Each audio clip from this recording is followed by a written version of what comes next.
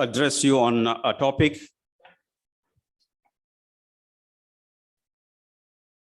Forward. Yes. Emerging trends in food processing sector with special reference to fishery sector. Because if we don't talk about fisheries, who else will? So I would like to focus my attention more on fisheries, but then we will also see about the scenario as such. Is this the second slide? I think there is a slide before this.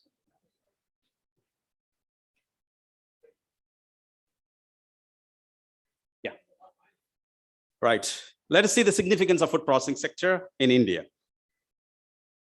You know, India made a rapid progress in food processing sector over the time.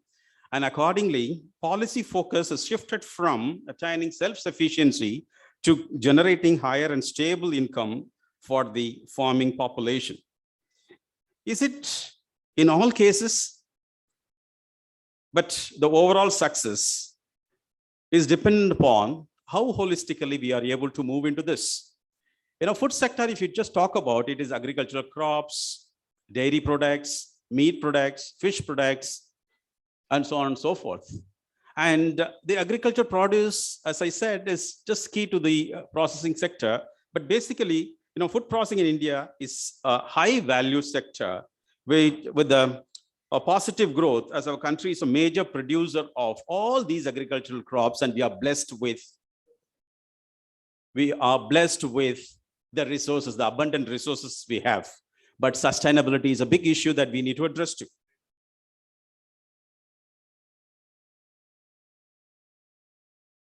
And we have got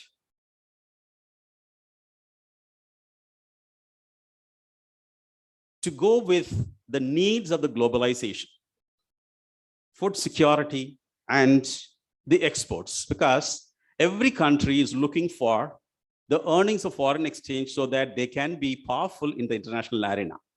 So going by that, the food processing in India is growing at an average growth rate of about 11.18%, which no other sector is able to.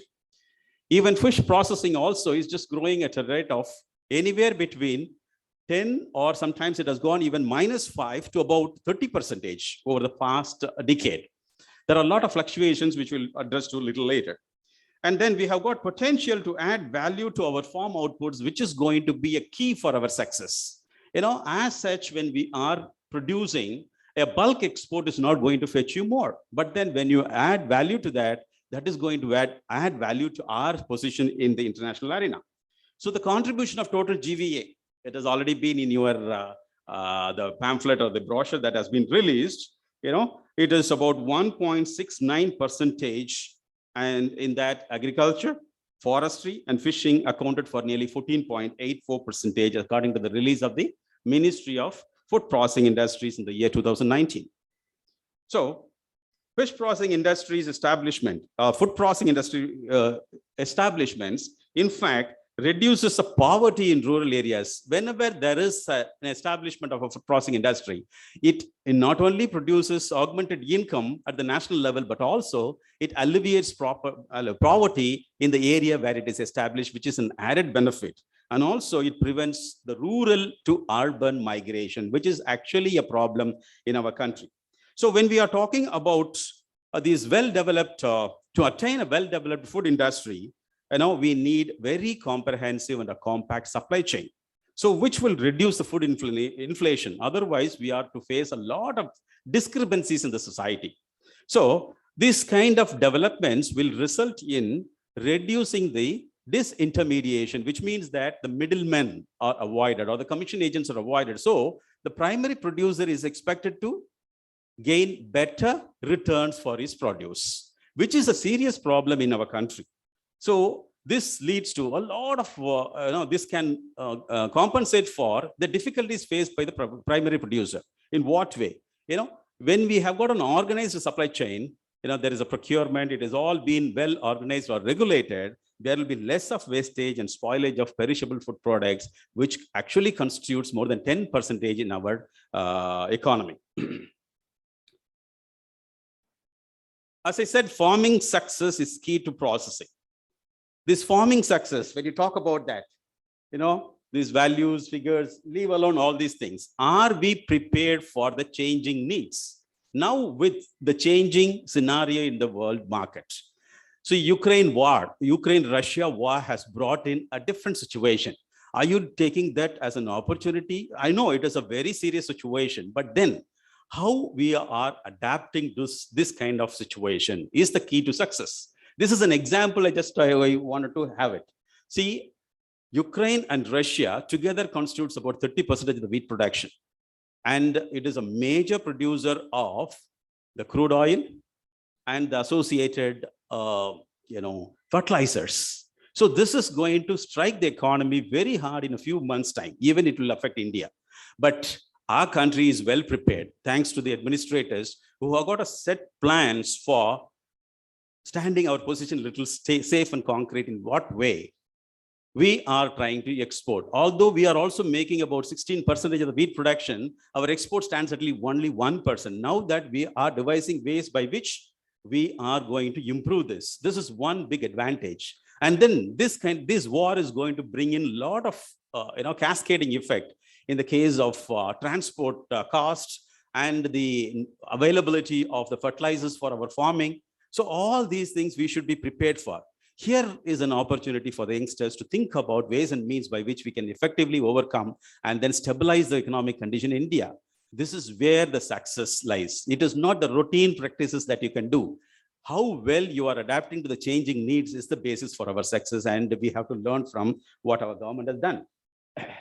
So now this is once again some figures to show that we are in a very safe position in the international world. So let us not go into that. There is one more opportunity I would like people to understand. This is another area which we don't think as a food processing sector. What is it? So this is about the carbon credits. Agricultural carbon trading market. As food processors or food science graduates, you need to know about this agriculture carbon trading market. We are in the nascent stage. Always when you are an early player, you are to get the maximum benefit out of it. So this Indian Agricultural Research Institute in Delhi has already collaborated with the Grow India, that a lot of private organizations, which is a good opportunity for farmers. But before that, you should understand what exactly is the carbon credit. How many of us are aware of carbon credit? It is actually a tradable permit or a certificate that provides the farmer of the credit,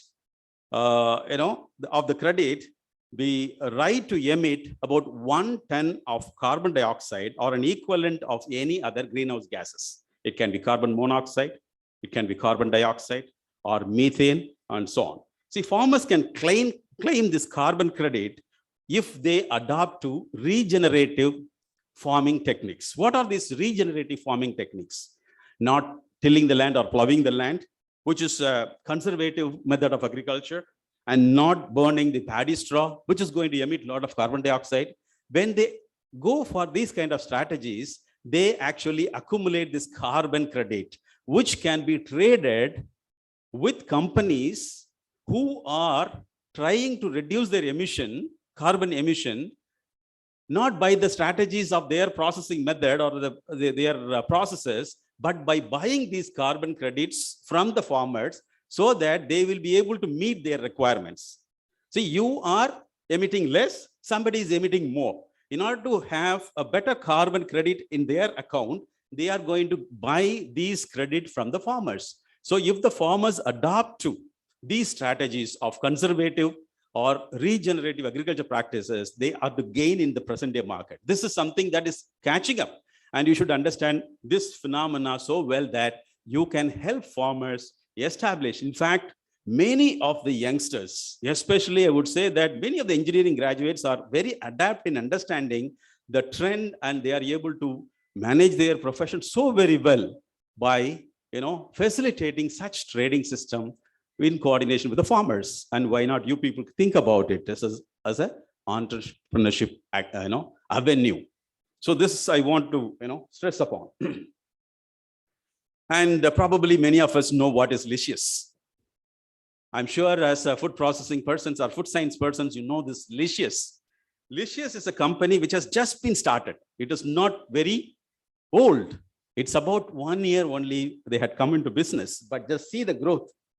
They are able to raise 150 million US dollars by coordinating with others. Many are willing to invest in their company. How was it possible?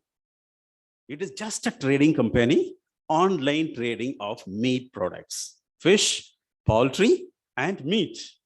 But in a very short time, what made them the leaders? It is their quality assurance. Where there is quality, people will have their attention. So the best way to be noticed is to do a quality work. This is what they did. And they are one of the very top unicorn startups, which is going to make waves in the coming days. So this I'm just showing you as an opportunity for youngsters. And they didn't go with a big funding. They didn't go with a large investment. It was the idea, especially during pandemic when we were not able to go to the market to fetch nutritious foods. They were able to supply, get from the farmers and supply. And you know one thing, agriculture sector is the only one which registered the positive growth during pandemic, while all other economy, Indian economy has fell down by about minus 7.54, whereas about 3.63% GDP growth rate was achieved in the agriculture sector. And these people effectively capitalize on that.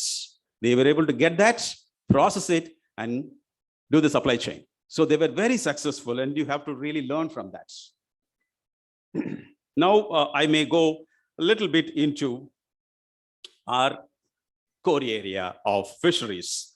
So this figure shows the fish production in India for the period from 1980-81 to the present day of 2021. Figures are available even for 21-22 also, but I'm just giving up to 2021 where it has all been statistically interpreted so very well. So if you see the inland fish production, it has grown about 13 times in these 40 years, which means that there is a lot of potential, even more available.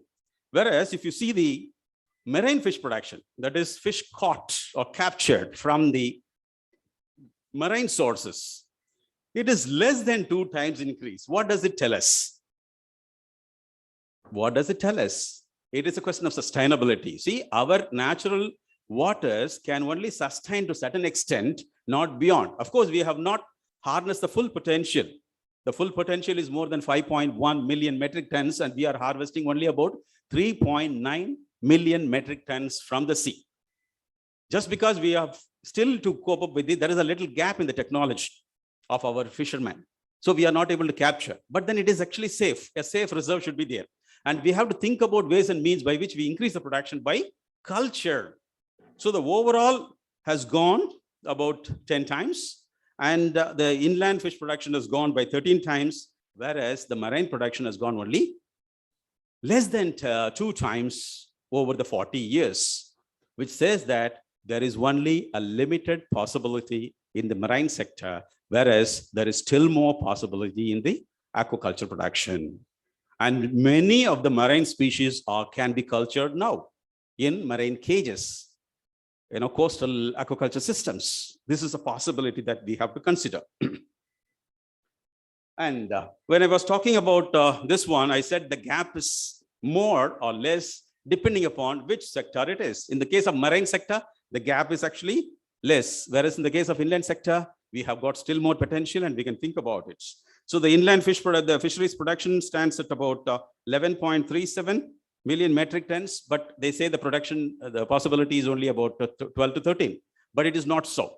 Now, the recent framework of new strategies have shown that we have to increase our production by about 23 million metric tons.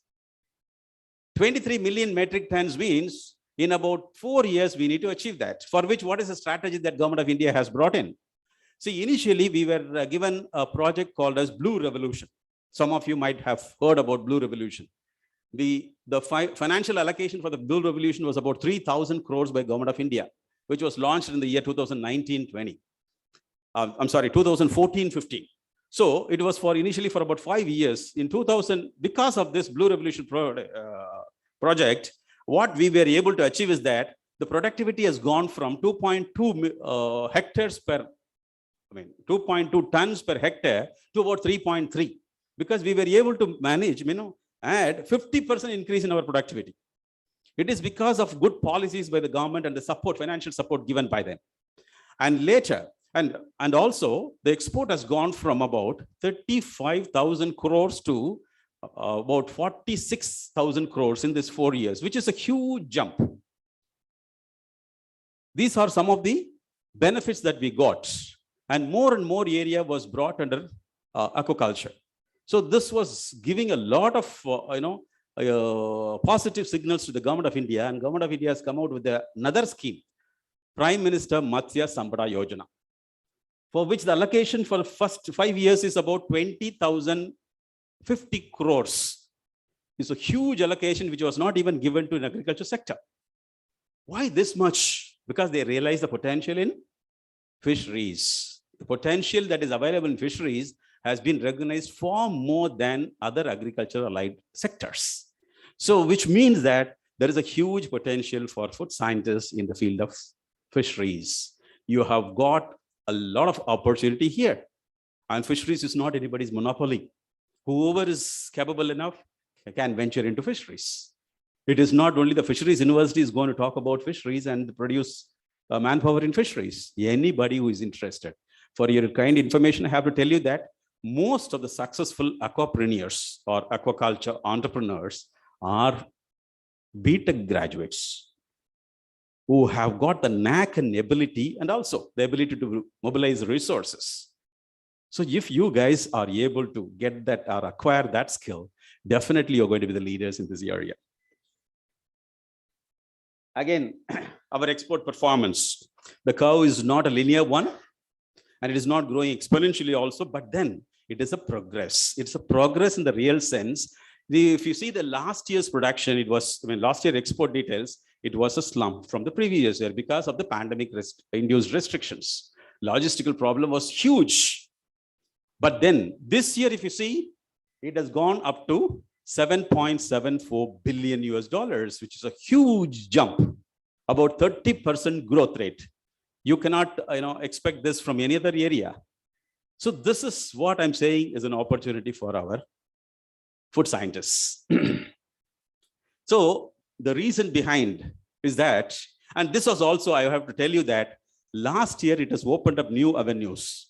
When there was a little problem, there was more problem in exports and export logistics. And so this has opened up domestic marketing in a big way.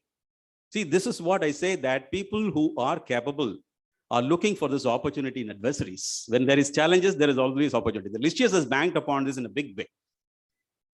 So there are some details about our major export markets, which have been consistent. USA has been our major importer, followed by the European Union, China, and European Union and others. And item-wise, market-wise, I have given some, these are all for the sake of statistics we are doing, but basically you have to understand that our markets remain almost unaltered, but we are exporting to more than 100 countries for your information. And this is a slide I would like you people to really ponder upon. Why that is that among the items, the major one is the frozen shrimp. Next, frozen fish. So when you talk about the export value, 70% of the export comes from shrimp. And it constitutes about 50% in terms of quantity. So this is the single most valuable item in our export, which is going to dominate further in the days to come, because we are going with aquaculture production in addition to the marine capture. So here, one more thing also we have to see is that we are thinking about bulk exports rather than value-added exports. See, as food processors and food scientists or food science graduates, you can innovate ingeniously as to how well we will be able to make value addition, because value addition is going to bring in a lot of benefits, about which I have a better slide and then I'll talk about it. Now, Emerging trends in food sector. What exactly is the emerging trends? Now that we are processing, see, one thing we should be able to see is that whenever we go out in the field, we are able to see huge wastage of the agriculture produce. Have you ever seen that? Maybe in the procurement centers of paddy, you would be seeing that it is all being staked in open, and unseasonal rains will ruin everything. How to overcome this? We need to have proper infrastructure. In fact, I'm really pained to see. I just live in the Nagapattinam area nowadays, which is a delta region, where people depend wholly on paddy. A lot of paddy is being produced. It is being procured by the government, but it is not adequately stored. We don't have proper infrastructure. So our strategies first should be to establish infrastructure for which we can help in a way not to waste resources, because no one has got the right to waste the resources. And I can just share a story here, because you're all young students, you need to understand what exactly it is. Our country, basically an agriculture country. Here, although there is poverty, hunger, everything, we are another notorious people for wasting our resources. This is an actual incident that has happened. It looks like one of the new graduated tech guy is to go to Germany. And his friend was waiting for him there at the airport to pick him up. We are all so excited to work for somebody else, not for India, right? We are all been still having the colonial hangover, even after 75 years of our independence. We would like to work abroad, on-site programs, projects. We are enthused about it. This guy is also so very enthused, and he went to Germany, and his friend received him. To have a reception party, he organized one, meal at a restaurant. So they went to the restaurant. About 3-4 guys went to the restaurant. They ordered so many things, but the flight was a little late, and so these people have to, this guy has to report to the company on time. They had limited time. Before that, that fellow said, we will have a small party of reception before going to the company. The guy, they ordered so many things. There were about 4 guys. They ordered so many things beyond the capacity to do, finish everything. They went to the restaurant. They just looked for a nice place. And, the enthusiasm was so high that they were just talking so loud. And the next table, there were some old ladies sitting and eating a very modest food. And these guys, suddenly he said, hey, I have to report at 3 o'clock. It is already 2:30. How to go? He said that it is going to take about 20 minutes. So we'll have to hurry up. So in about 10 minutes, they tried to grab whatever possible. They ate little, and then left part of these things. And he called the bearer, bill please. The bearer looked at, sir, you have not finished your food yet. This guy said, it doesn't matter, bring the bill, we are in a hurry. The old lady sitting at the next table approached these guys. Kids, don't waste food. Don't waste food. You are not supposed to waste food. He looked at her. Okay, I don't have time. I have ordered. I'm not able to eat. He said, what is your problem? The old lady was not happy about it. So this was no humor for her. So she went to the manager and said that the guys are wasting food. Something she was talking. These guys didn't understand or anything. And when the bill came, these fellows went there to pay the bill. And that guy said, sir, you are not supposed to waste the food. You have to finish it. This guy said, no, we don't have time for all that. We are just going. Then he asked, why did you order this? I said, it is my money. What's your problem? He asked. In that conversation, some cops arrived. Police came right on the spot. And these guys were wondering, what is happening? It is my money. I have ordered. It is my right to waste the food, he said. And the officer said, sir, the money may be yours, but the resources belong to the society. And you cannot do that. He gave a ticket of 50 euros. It's fine for those guys. And that guy still has it in his drawing room to tell this story to everyone who comes to his house. That was a learning for that fellow. Money may be ours, but the resources belong to the society, and nobody has got the right to waste it. These simple things, if we have as administrators, as citizens, we are going to help this food industry. Otherwise, we will never. Money may be ours, but the resources belong to the society. And another example is that India is a country which wastes a lot of water. Only in this country, water is available so cheap. And we don't value the value of water. And think about areas where the drinking water is not available. People have to fetch, a long distance to fetch a pot of water. But then we waste water. See, we need to be more responsible than great people. We need to be a responsible citizen. So as food scientists, you have to think about these things more than anything else. The exports, strategies, all that is okay. But basically, we need to be a good citizens to help the country to develop value-based growth, which is very, very important. So now coming to the emerging trends. On-farm cooling, grading arrangements, and cold storage enable the farmers to obtain a better price. This is what I said, that reduction of wastages. So this is where we have got a lot of scope, because at the moment, we don't have the capacity to store all our produce in the right conditions. So this is an area which has been coming up in a big way, and we need to do this. And then sustainable packing. What do you mean by sustainable packing? Now the packing cannot pollute the environment. So eco-friendly packing, eco-friendly chemicals that can be used along with the food is an emerging field for food scientists to think about. So sustainable packaging, one of my students is actually working on sustainable packing materials. And so we need to think about it. That is actually huge ones. And also we have to go for shifting away from the fossil fuel energy to renewable energies. And then when you talk about the domestic shrimp marketing, I said that during the time of pandemics, we were exploring this and it's a huge success. And then advancement in fish processing sector, probably you must be knowing that the pulse light processing, high pressure processing, these are all newer areas different from the conventional, which is attracting a lot of consumers. But our consumers are not well prepared for any just challenges because we are not used to taking any newer product. The consumers are yet to. So what we need to do is first understand the market needs, and then go about it.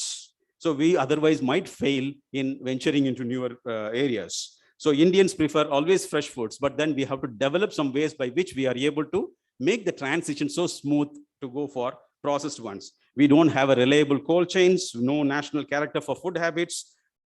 In southern part, we eat idli dosa. In the northern part, they eat some other pogas and then chapatis. We don't have a common system. So we need to think about region-specific processing methods. And supermarkets are not yet ready to take up all that. Consumerism has been growing. Our Dr. Isaiah said that 3 times, it's going to triple the consumption by 3 times, but we have to be very conservative in our requirements. We require to take only what is required rather than just go as a Western people. We should not aim at the West for too much of consumerism. We need to be very realistic in understanding what our needs are and what our values are. And so opportunities for big players, there are a lot of opportunities that we have. The technology and equipment supplies and processing players, this value addition is the key, and we need to think about it.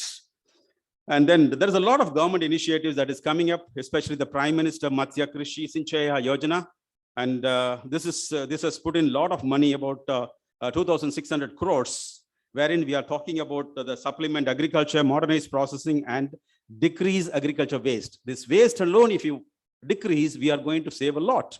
In the sense that one small example before I conclude, when we talk about this wastage, see, as an example, I say that our seafood worth is about 200,000 crores, 200,000 crores, and about 10% is being wasted.